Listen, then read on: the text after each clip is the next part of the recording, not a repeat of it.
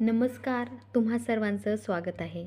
आज आपण प्रसिद्ध लेखक वि. स. खांडेकर यांची प्रसिद्ध अशी ययाती ही कादंबरी ऐकणार आहोत. भाग 1.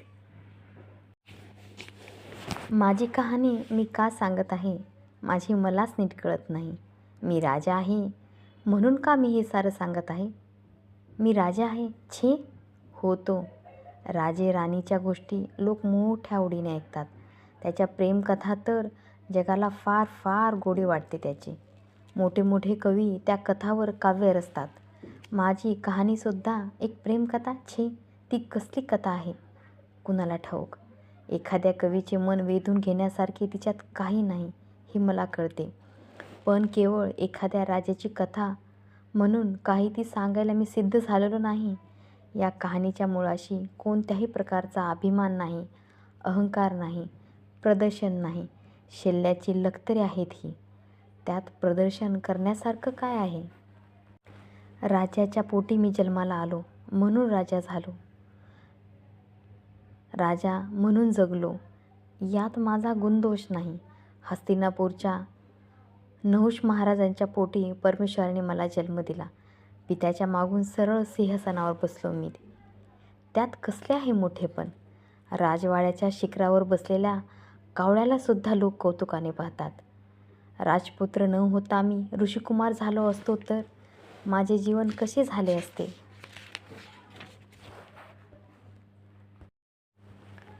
शरद ऋतूतल्या नृत्यमग्न चांदण्या रात्रीसारखे की शिशिरातल्या अंधाऱ्या रात्रीसारखे कुणी सांगावे? आश्रमात जन्माला येऊन मी अधिक सुखी झालो असतो? छे, या प्रश्नाचे उत्तर शोधून शोधूनही मला मिळत नाही. एक गोष्ट मात्र राहून राहून मनात येते. कदाचित माझी जीवन कहाणी अगदी साधी झाली असती. एखाद्या वल्कलासारखी अनेक रंगाने आणि विविध धाग्याने नटलेल्या राजवस्त्राचे रूप तिला कधीच आले नसते.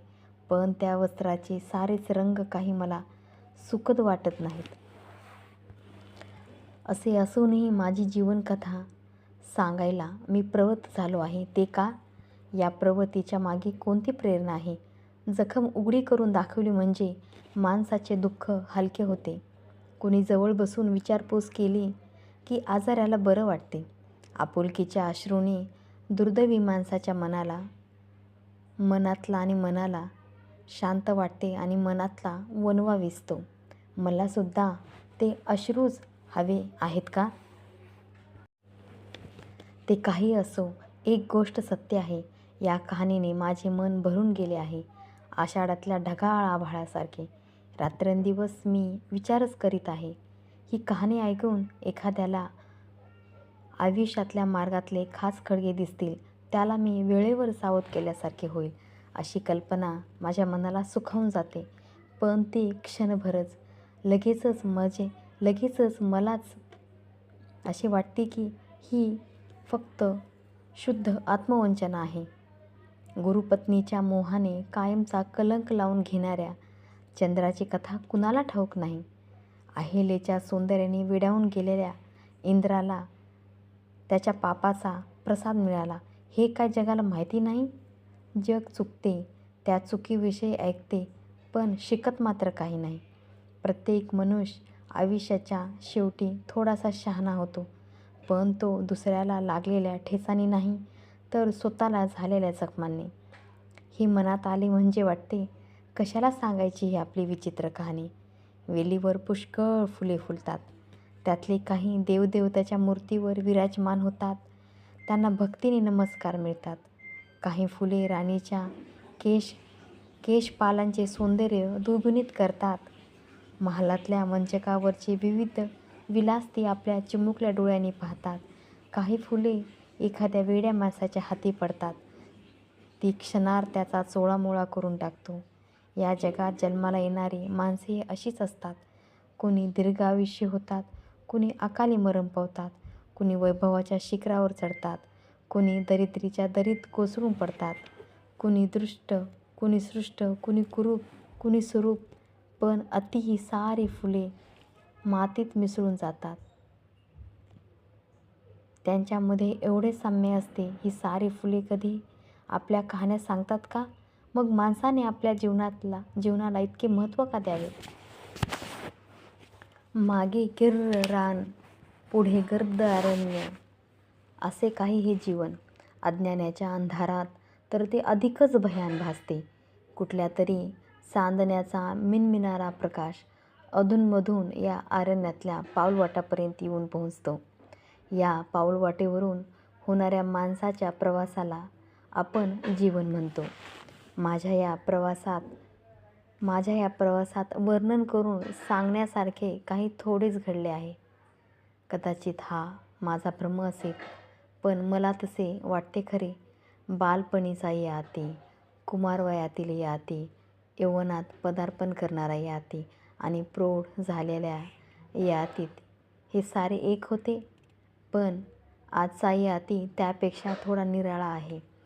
त्याच्याच शरीरात तो राहत आहे, पण त्याला जे दिसत नव्हते ते त्याला दिसू लागले आहे.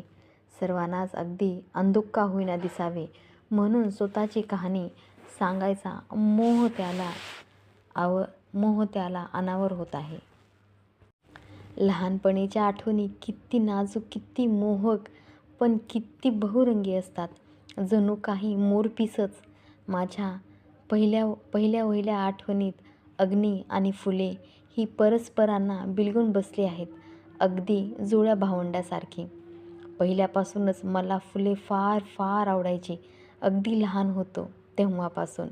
घटका राजवाड्यातून दिसणाऱ्या प्रफुल्ल उद्यानाकडे मी टक लावून पाहत बसत असे. म्हणे रात्र झाली की मी ओक्साबोक्शी रडू लागे. मला थोपटून झोपवणाऱ्या दासीला मी खूप त्रास देत असे. कधी चिमटे काढ, कधी लाथा झाड, कधी चावा घे, असा माझा क्रम चाले. बागेतली सारी फुलं माझ्या मंचकावर आणून ठेव, मग मी झोपतो, असे मी एका दासीला म्हटले होते. तिने हसत हसत दुसरीला ते सांगितले. दुसरीने कौतुक करीत ते उद्गार तिसरीच्या कानावर घातले. साऱ्या दासीच्या आणि सेवकांच्या तोंडी तोच विषय झाला. आईलाही माझ्या बोलण्याचे कौतुक वाटले. बाबांच्या पुढे मला उभं करीत ते म्हणाले, आमचा बाळ मोठा कवी होणार हं. बाबा तुच्छतेने हसले आणि उद्गारले, कवी? कवी होऊन काय मिळणार आहे येऊला?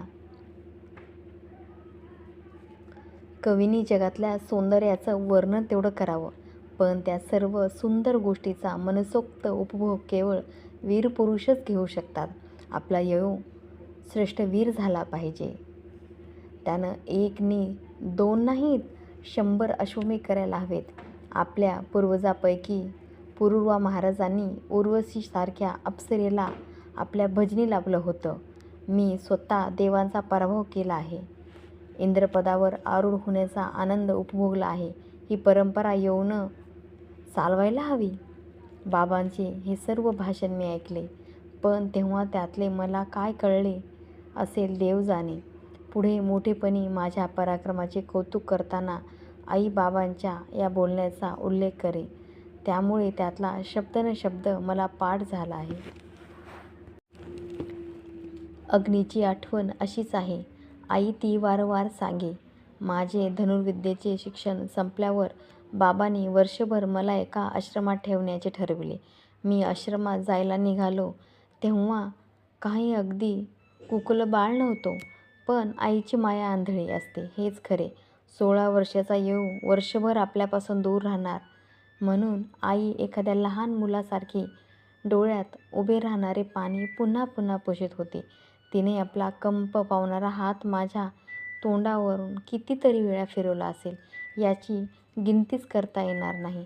टिपेगाडीत तिने माझ्या मस्तकाचे चुंबन घेतले.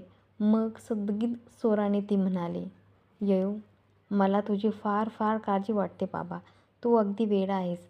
लहानपणी अग्निशाळेत या ज्वाला पाहून तू नाचायला लागलास. एकदा त्या ज्वालातून ठिणग्या उडत होत्या, त्या पाहून तू टाळ्या पिटीत ओरडलास, फुलं फुलं. त्यावेळी मी तुला आवरलं म्हणून बरं, नाहीतर ती फुलं तोडायला तू धावला असतास. आवडा गिळून मी पुढे म्हणाली, मुलं किती मोठे होतात तरी आईच्या दृष्टीने ती लहानच असतात. आश्रमात जीवाला जपून राहा हं बाळा. तिथल्या नदीत सुसरी असतात, अरण्यात श्वापद दिसतील. कुठेही जीव धोक्यात घालू नकोस उगीच. ही फार पुढची आठवण झाली, पण तिच्या आधीच्या अर्धवटपणे आठवणाऱ्या आणि अर्धवट ऐकलेल्या अशा कितीतरी आठवणी माझ्या मनाच्या तळाशी पडून आहेत. मात्र त्यात आस्वाद घेण्यात आता रस वाटत नाही मला. काळ्या कुठ्ठ ढगाने झाकाळून गेलेल्या आभाळातून मंद चांदणे झिरपावे तशा वाटतात त्या. तथापि त्यावेळची एक आठवण माझ्या मनात अगदी घर करून राहिली आहे. जखमेचा व्रण राहतो ना, अगदी तशी. त्या आठवणीचा अर्थ परवापर्यंत मला कळत नव्हता, पण आता आयुष्याच्या आरंभी ज्यात काही अर्थ नाही असे वाटते, त्यातच खोल अर्थ भरलेला आहे असे आयुष्याच्या शेवटी आढळून येते माणसाला. माझ्या आईची एक आवडती दासी होती, कलिका तिचे नाव. मलासुद्धा ती फार आवडे. अधूनमधून स्वप्नातसुद्धा दिसे. का ते मात्र ठाऊक नाही आणि कळतही नसे. मी जी आठवण सांगतोय त्यावेळी फार तर 6 वर्षाचा असेन मी. खेळता खेळता कलिकेने मला धरले, अगदी घट्ट पोटाशी धरले. मी तिच्या मिठीतून सुटण्याची धडपड करू लागलो. तिने आपल्या भाऊचा विळखा अधिकच दड्ड केला. तिला कडकडून चावावे नि कशी झाली असे म्हणून टाळ्या पिटीत निसटून जावे असे माझ्या मनात आले. इतक्यात आपल्या छातीशी माझी मस्तक दाबून धरीत ती म्हणाली, अलीकडं फार अवखळ झालात हं युवराज. तहानेपणी दूध पिताना कलिका हवी होती तुम्हाला. तेव्हा कसे देवासारखे पडून राहत होतात माझ्या खांद्यावर. आणि आता? मी चकित होऊन प्रश्न केला. मी तुझं दूध पित होतो? कलिकेनं हसत मान हलवली. पलीकडेच तिची मुलगी अलका उभी होती, माझ्याच वयाची. तिच्याकडे बोट दाखवीत कलिका म्हणाली, या पोटच्या पोरीला वरचं दूध घातलं मी आणि तुम्हाला ते सारं विसरला वाटतं. मी अधिकच अस्वस्थ झालो. मी तिला विचारलं, लहान मुलं आईचं दूध पितात ना? हो. तू माझी आई आहेस?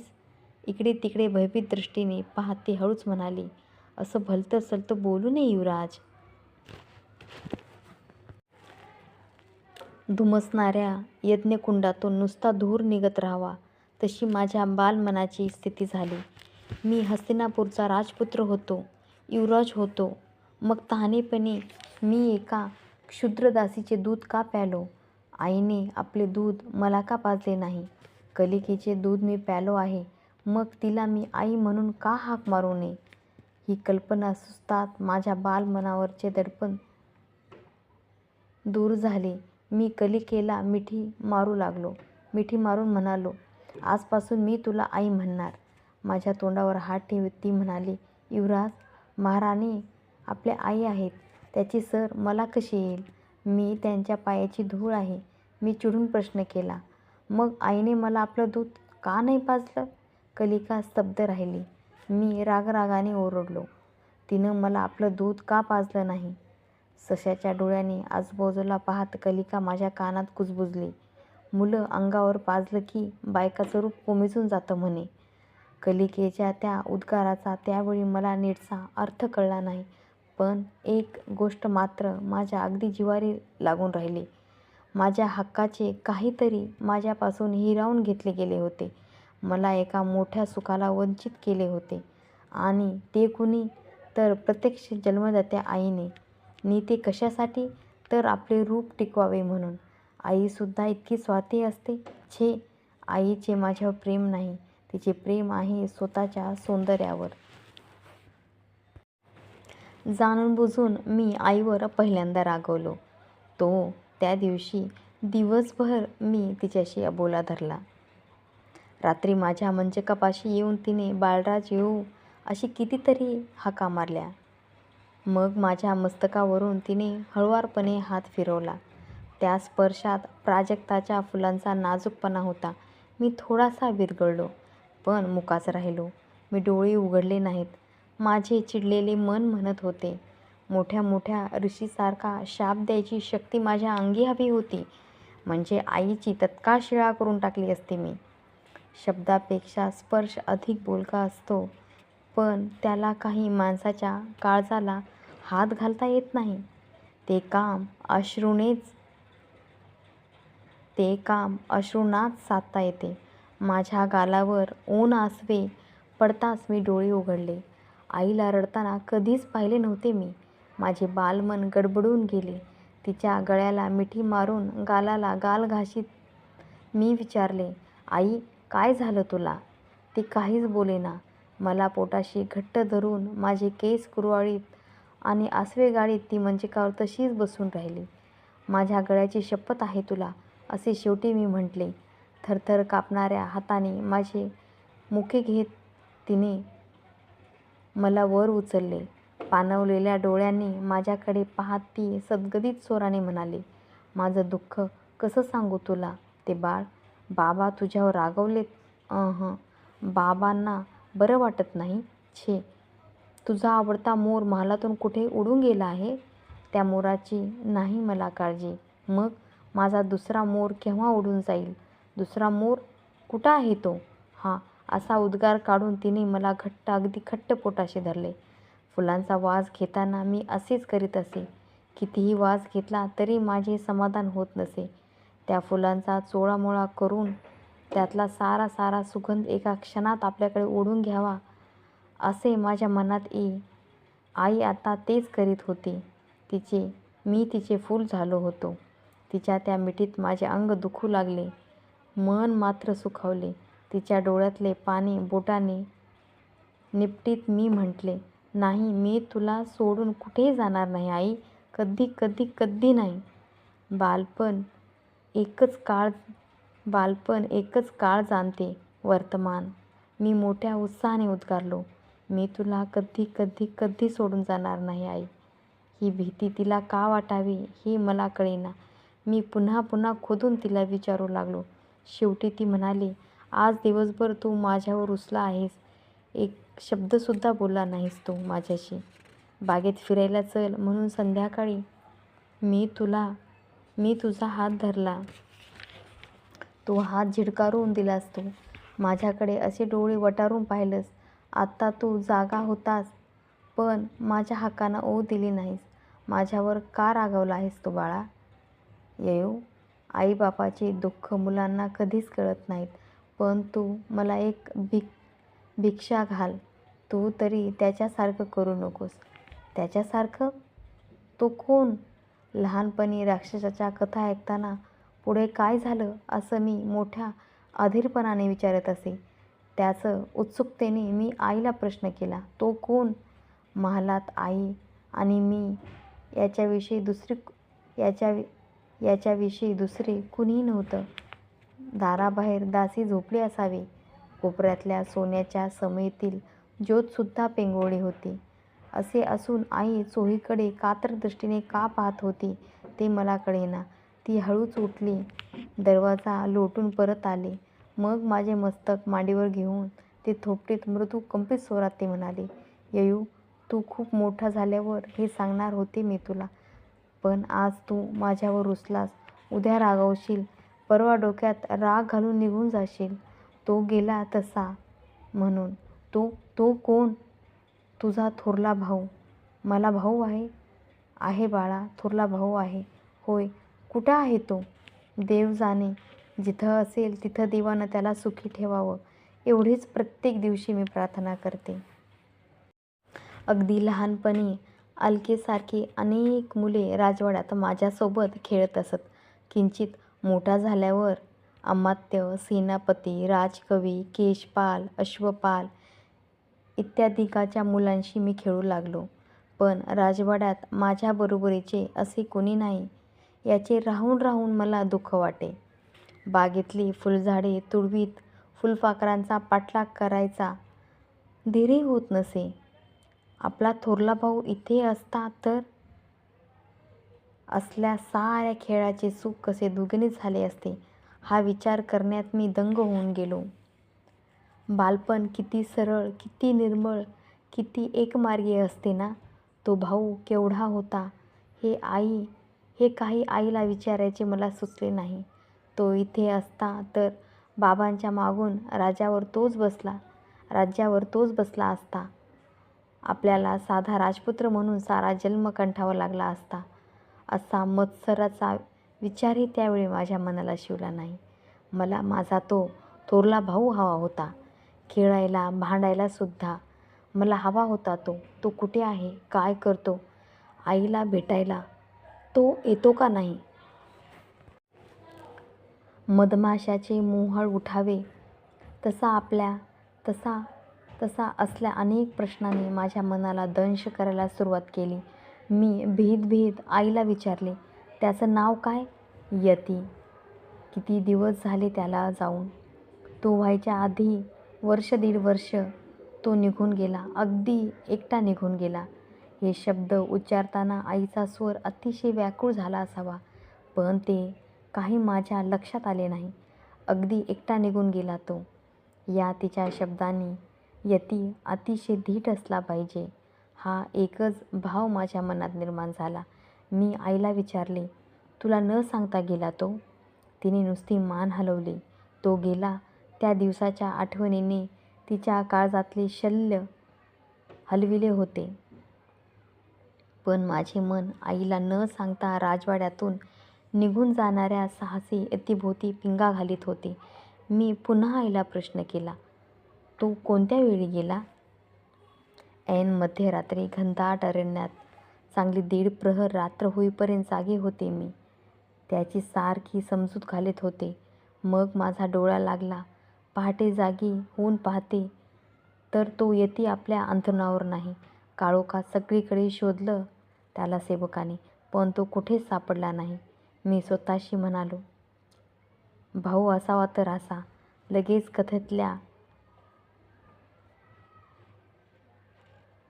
लगेच कथेमधल्या वाटणारे आकर्षण माझ्या मनात जागे झाले. कथेविषयी मी आईला म्हटले, यतीला घेऊन कुठं गेली होतीस तू?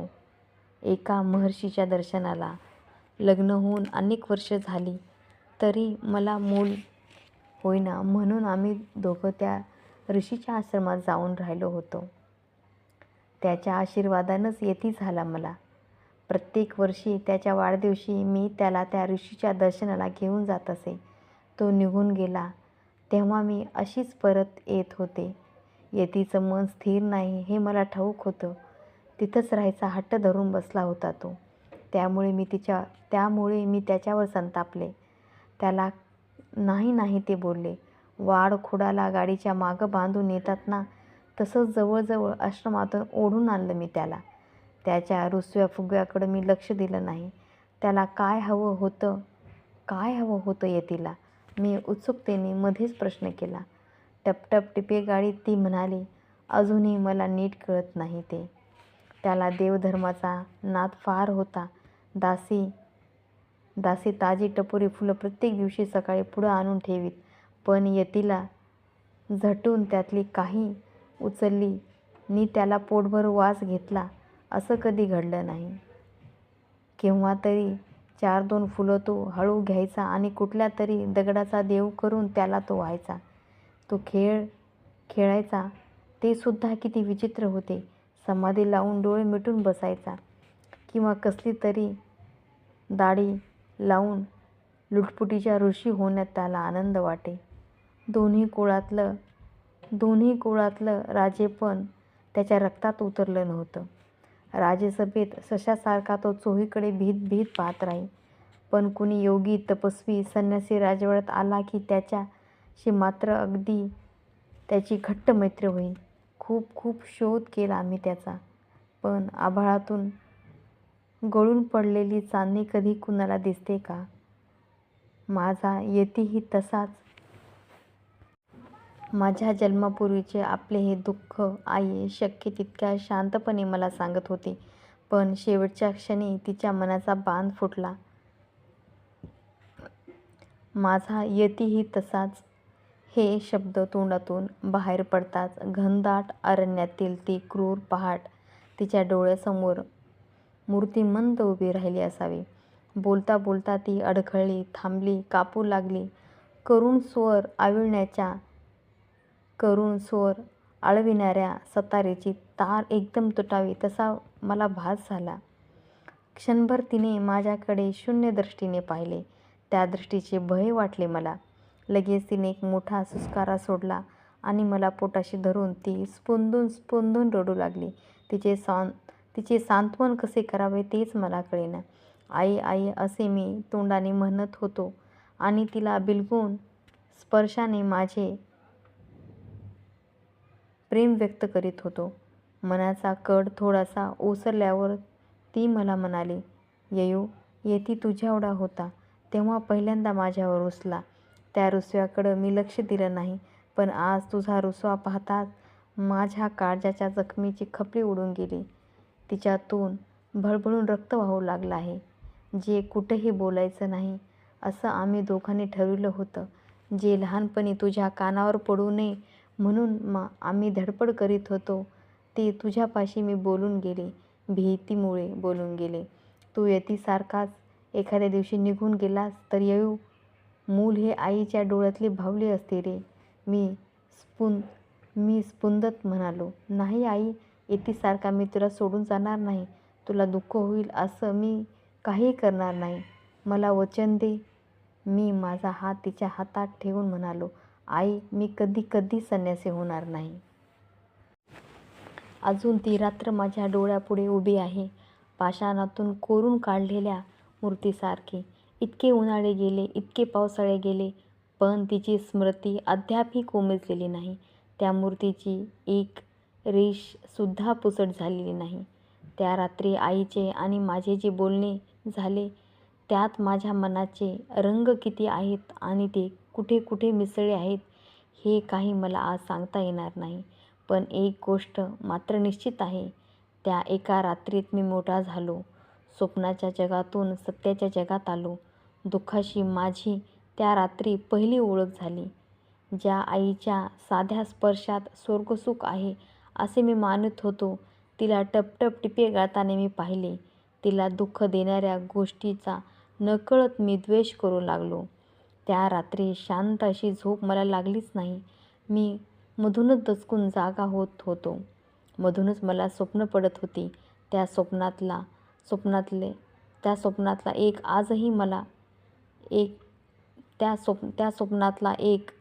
आजही मला आठवते. ते आठवले म्हणजे हसू येते.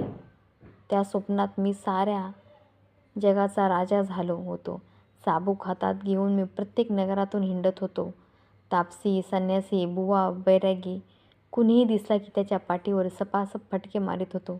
एखाद्याच्या पाठीतून रक्ताची चिळकांडी उडाली की म्हणजे मी टाळ्या पिटीत बसत होतो. हे असे स्वप्न मला त्या रात्री पडत होते. होय, त्या रात्री मी मोठा झालो. जीवनाचे खरे स्वरूप अंधाराने भरलेल्या त्या रात्रीच्या 2 प्रहरात मला स्पष्ट दिसले. मला थोरला भाऊ होता, तो संन्यासी होण्याकरता पळून गेला होता. ही गोष्ट सर्वांनी माझ्यापासून लपवून ठेवली होती. ती का? या लपवालपवीचे कारण काय? की सारीच माणसे एकमेकाशी अशी लपंडाव खेळत असतात. ही जाणीव होईपर्यंत माझे जग फुलांच्या, वाऱ्यांच्या किंवा पाण्याच्या जगाहून निराळे नव्हते. सकाळी फुले फुलतात तसा मी झोपेतून जागा होत असे. एखाद्या वेळी वादळ आले तरी त्याचे मला कधीच भय वाटत नसे. पाण्याप्रमाणे वाऱ्यालाही अधूनमधून आकांडतांडव करण्याची लहर येत असावी असे मला वाटे. झुळझुळ वाहणारे पाणी पाहिले म्हणजे माझ्याप्रमाणे तेही कुठले तरी गाणे स्वतःशीच गुणगुणत आहे असे माझ्या मनात येई. दैवदेवत्याच्या आणि यक्षगंधर्वाच्या गोष्टी मला आवडतात, पण ते काही माझे नित्याचे जग नव्हते.